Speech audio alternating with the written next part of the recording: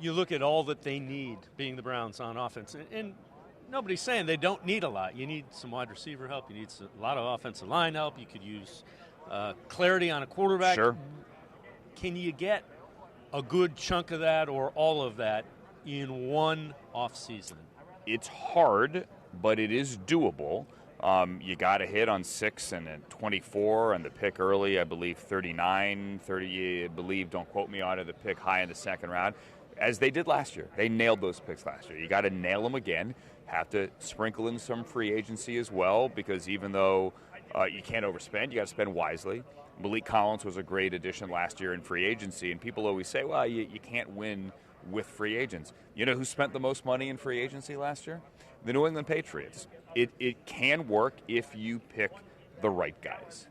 And the right guys aren't usually the guys that are going to make $40 million a year. It's guys that fit what you want to do offensively. Right.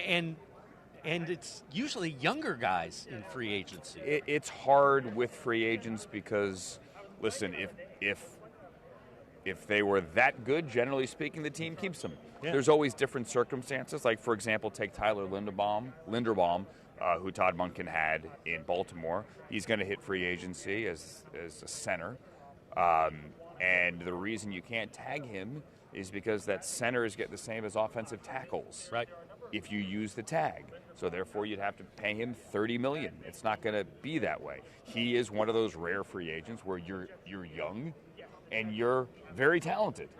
But a lot of the other choices, you're not necessarily shopping on the top shelf. So a guy like Linderbaum, who both George Warhop, offensive line coach, and Todd Monken know well, is that the kind of guy that if they feel, and we don't know how they feel about him because they're not going to tell us, but if they feel he's a guy that can kind of set the tone for that position group, are you willing to spend a little bit more on that guy? I'm not ready to say yet that is the path. I would also look at the assets that you do have on the offensive line, and there's only so many guys under contract. But one of those guys is Luke Whippler, who is still playing on his rookie contract, former Buckeye, who finally got in last year and got some, how many ever games he got to start at the end of the year. Considering your other limitations, I would love to see Luke Whippler on a personal level and a professional level get that shot next year. So I don't know that spending a lot of money on a center is necessarily in the cards, but that's above my pay grade. Yeah, absolutely.